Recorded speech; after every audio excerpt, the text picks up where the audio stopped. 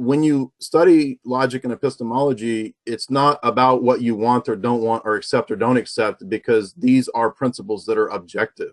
And you said, I don't accept the logical rules and principles that you bring to the debate.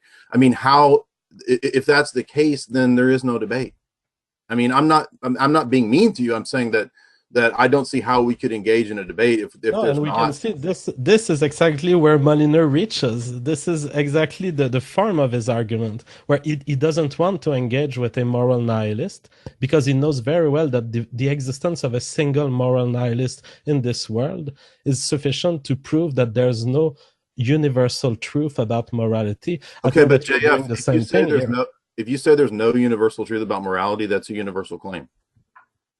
It's a universal claim, but it's not a universal moral claim. I'm not saying there is a way we should act. No, it's a statement of fact about possibilities.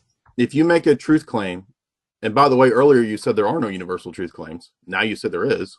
It is a universal truth claim within a local physical system, which is my brain. That makes no sense.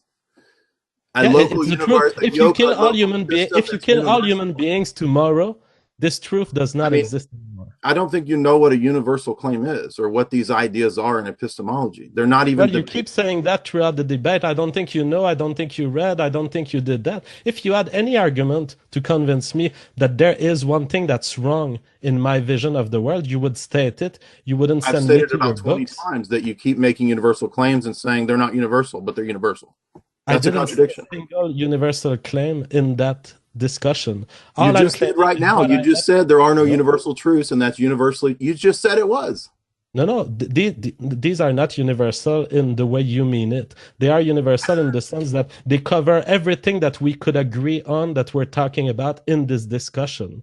But there can be another JF on another planet thinking differently, and there would be no objective way by which he's wrong and I'm right, or I'm wrong and he's right. The moral truth would need to be determined by a behavior being objectively better, objectively true. So there's no such standard, because people can have their axis of value among many spaces, which can lead to disagreement and legitimate disagreements. When you say there's no such standard is a universal claim. There's no such standard that you've been giving me in that conversation. I just gave it to you. You just said there's no such standard. You're relying on a universal. I changed my sentence. There is no such standard that you can provide me that would be objectively true. Well, on your view, you just said that that's objectively true. This is not a moral truth. Tell me that there's something. By the way, it is. By the way, it is. Bad or good objectively. What is it? Actually, anytime you make a truth claim, you're also presupposing that it has a logical force that people should accept it. No, that's in your mind. No, it's not. That's the whole. If that wasn't true, then we couldn't have a debate. If we're not bound to, so we're not bound to truth. Okay, then we're not bound to truth. People self-deceive every day in this world. Is it true that we're not bound to truth? It's true within the conversation that we're having, within the people that I know. I've seen some people that are not universally true. It's just true right now. It's not universally true. Tomorrow. There is a planet in which everyone is bound to truth. There's a planet in which some people are bound to truth. And right now we're on planet Earth, and I know that there are people who your worldview is simultaneously total nonsense and total rationality, and that's what I'm saying is the contradiction. Total nonsense. What is nonsense in the fact that I'm a biological creature? I have an opinion on the world. I gather facts from what I see using the cameras that nature gave me. What's contradictory in that? What's nonsense? Everything that we just went over with universal claims.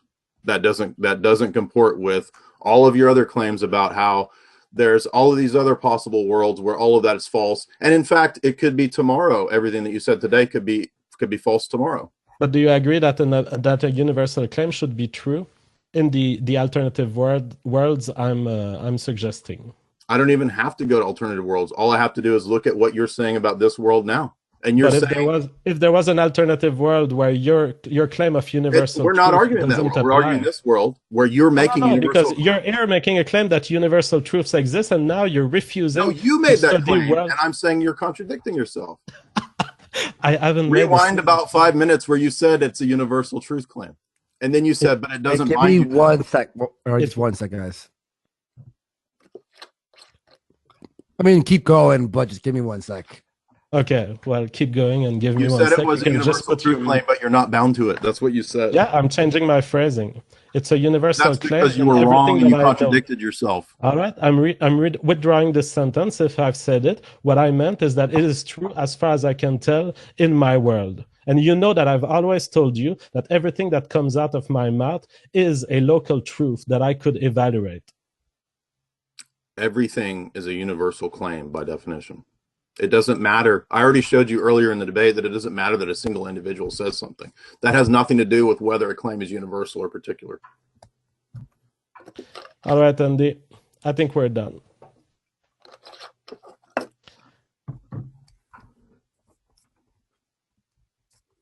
Hello?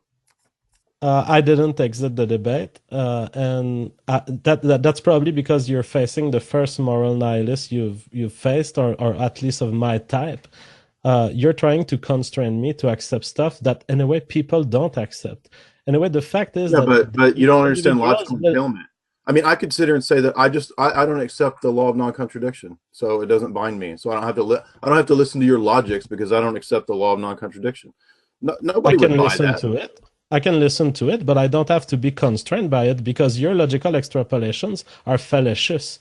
I can engage in discourse on the public space without the claims that you claim are necessary consequences of this engagement. That's why I pointed out, I think, throughout the debate about 5 different places where I think you contradicted yourself. And so, no, you can't. I can. And in fact, that's what people do. That's what everyone does in this society. That's why you have priests against homosexuality who gets their dick sucked. That's why you have people contradicting themselves. That's why you have people self-deceiving about who they truly are. Whether you like it or not, the reality of this world is that people don't behave according to universal laws. They behave according to behaviors that they've evolved. And even if there was to be a universal law, in the sense that everyone would agree on... You just made a universal claim. Just stop annoying me with this. I'm tired of hearing it. Yeah, because you can't answer that because you don't know what you're talking about. No, because I'm not constrained to the type of consistency that you're trying to apply on me. You're trying to apply on me that because I make claims that I agree with you on universal claims. I don't. Because my claims are not universal, and you know that, and this argument has been so repeated that I think people are tired. But to get back to my point, even if you had everyone agree on something, so even if you had an intersubjectively true moral system, you would have people making more babies or less babies according to various features of their brain, features of their genes. And eventually what you would have is society converging toward behaviors such as self-deception, such as not adhering to the moral rule that originally were in place. And everyone will diverge toward various forms of foraging of the moral and human environment around them. And that's a truth that applies to everything that reproduce, including you, Jay. If you do reproduce. That's a truth that applies to everything that reproduces. Do you understand what a universal claim is? That's a universal claim. Everything that reproduces. That's a universal claim. Okay, and everything that I know that reproduces, it applies.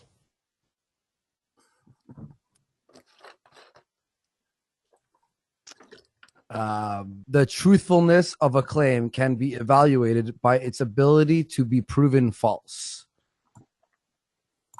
And in response, it depends, because there are many definitions of truth. We've covered some of this. There are mathematical truths that are binary. What he means is probably more like certainty about the world. And then it's not so much that something is not true or true. It's that you have a degree of certainty as an agent observing it, whether it's true or not. All right. Beard Ninja 85, $5. Please have Bill Guide on your show. Armando Perez, $10. How do these linguists presuppositions lead to the existence of God? They could just be easily be explained by the evolutionary history of a human brain and its cognitive organization. Absolutely. Yeah, well, I would say read my paper at Jay's Analysis Numbers Prove God, where I show that I think that they are real external to the mind objects, and then on top of that, how an impersonal force which is kind of something that Andy hinted at earlier. Maybe it's just an impersonal energy. I kind of go into that, but I'll save that. If people want to read that paper, it's just called Numbers Prove God. All right, Numbers Prove God. You can search that. Ericoda, $5. If J is true, how is it that the God of Abraham is the singular mind that you speak of? I would say that that kind of requires a longer argumentation about what I have another paper that people could read called Wisdom, Creation, and Logos. And this actually goes into how the Logos is comes out of the Logos of John 1:1 comes out of the wisdom tradition of Proverbs. $35. JF, when you say truth is subjective, how are you not presupposing that the claim truth is subjective is objectively the case? Well, I mean, it's the same trick that Jay does. It's a trick of language rather than a trick of reality. The fact is that we are biological beings. I see myself, and that's what I can gather from the world. Am I sure about it? No, because I could be a brain in a vat. So that's why I refuse to use the word universal truth, is that I'm not so sure about it, but what I can see from the world has a certain characteristics, and making theories about what I can see has been useful to me in the past. So again, it's the trick of word around the word truth. The word truth, I've been very clear about what I meant by it. It can mean many things. Some of them are in the artificial world of mathematics that you can create in your brain. Some of them are calls that you're trying to make about the universe because you're an agent in it. Yeah, I would say, real quick, I don't believe it's a trick of language. I actually believe it's the heart of the argument, and it's also related to metaphysical principles and truths. It's not just a language trick. And here's my gift for Jeff, by the way, was I found my Garbage Pail Kid where it's a brain in a vat. So Jeff. Form. Sorry. The existence of prior logic is transcendent and exists independent of it lacking a material form. And that's something that Jay has covered a little bit. I didn't give a full response because we got on other subjects, but I would say on that, then all the possible logics that I raised earlier in the debate, they're all true too.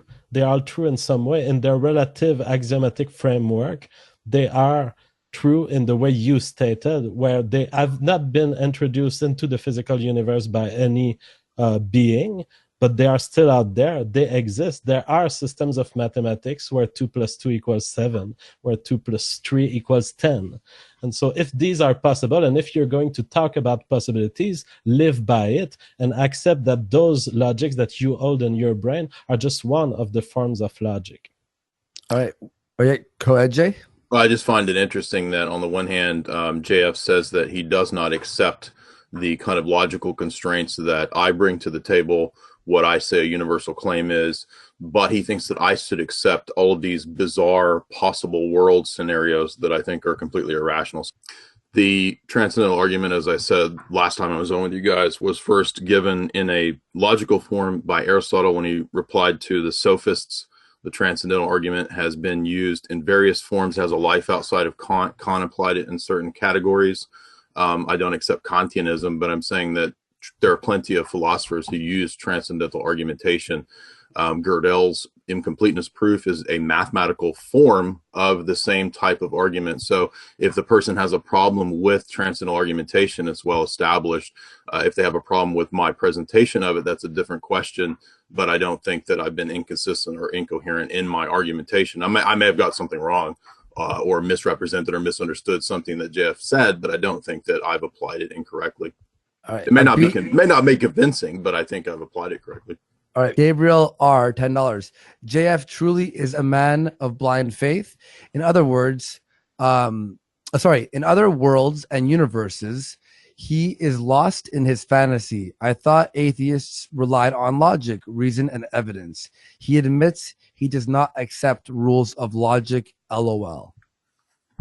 Yeah, but the reason I engage not on evidence in this particular debate is that Jay Dyer is making a special argument when he does the transcendental argument. He claims that it's not even possible in our world that God doesn't exist. And so I don't have to engage about whether we descend from monkey-like creatures. I want him to acknowledge that we might descend from monkey-like creatures, that we might have machines that are able to perform output that are good without a God controlling them. Well, I can say that in my younger academic days, I wasn't at all committed to necessarily to theistic evolution or to just straight up naturalistic, no theistic evolution, just straight up evolution or anything like that. So I wasn't necessarily in my 20s committed either way. So, I mean, I guess at one time I considered it possible that there were those things.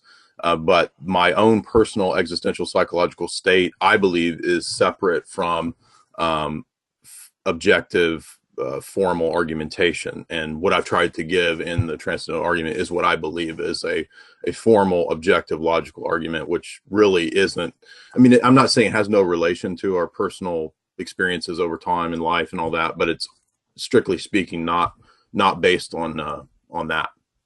And that's actually a double standard where Jay has spent his time in this debate taking my claims, the claims that I made from my brain, and wanting to extrapolate them into universal truths. That's where he fails, where he acknowledges that what happens in his brain doesn't matter, just like what happens in my brain doesn't matter. What matters is whether our brains could agree on something. We couldn't tonight. $20. JF, a coherence theory of truth states that the truth of any proposition consists in its coherence with some specific set of propositions. With what belief in your mind does the proposition truth and subjective cohere? Well, again, a semantic truth on two meanings of a semantic trick on two meanings of truth. When you define coherentism, you use the word truth to talk about those local truths that will develop within the ideological system that stems from your axiom.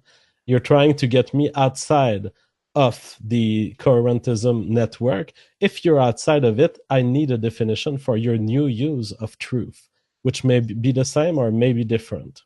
Is everything relative? If everything is relative, so is the proposition everything is relative. If you accept a contradiction.